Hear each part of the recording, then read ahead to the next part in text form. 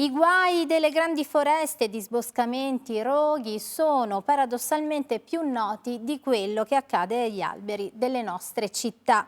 Fanno notizia solo quando cadono, soprattutto se causano incidenti, eppure sono naturali barriere, come tutti gli alberi, ai cambiamenti climatici e nello stesso tempo le loro prime vittime. Ma come prendersi cura dei nostri giganti di casa? Dario Moriconi.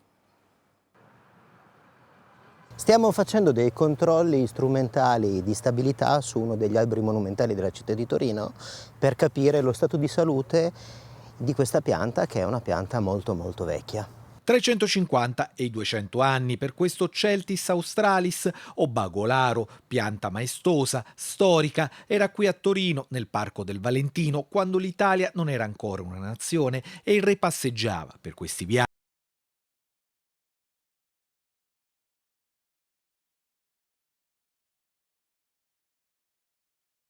Perché in un periodo di eventi climatici estremi, tra siccità e vento forte, gli alberi sono sottoposti a uno stress notevole e il rischio di caduta e rottura è da scongiurare. Faccio questo lavoro da quasi 25 anni e posso dire che anche in un lasso così ridotto i cambiamenti si sono visti decisamente. Oramai non si parla più di eventi meteo eccezionali, ma di eventi meteo estremi, proprio perché sono ripetuti nel tempo.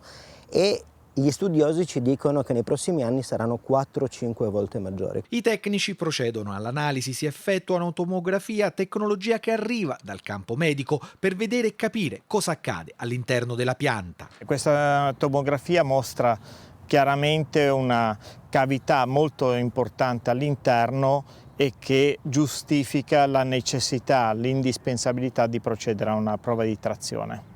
Una cavità provocata nel corso dei decenni dall'azione di funghi, una situazione da vigilare, la prova di trazione per simulare venti superiori ai 100 km/h, un tempo evento raro, oggi più frequente. Fortunatamente il nostro bagolaro ha superato la prova. Gli alberi in ambiente urbano rappresentano anche un argine ai cambiamenti climatici, non solo per la loro capacità di assorbire inquinanti e anidride carbonica. Un albero interviene su quelli che sono i due principali rischi climatici in ambiente urbano: isole di calore, quindi l'aumento di temperatura, la chioma di un albero riduce anche di diversi gradi la temperatura in città, e interviene poi anche sulla gestione delle acque di pioggia, sia a livello di esondazioni, quindi con tutti i rischi erosivi. La città di Torino ha la collina, quindi il rischio di erosione è molto alto, ma anche le inondazioni superficiali, quindi la non capacità delle nostre reti di smaltimento di raccogliere volumi d'acqua molto intensi in tempi ridotti. L'obiettivo è curare il verde pubblico e incrementarlo, anche così si combatte il cambiamento climatico.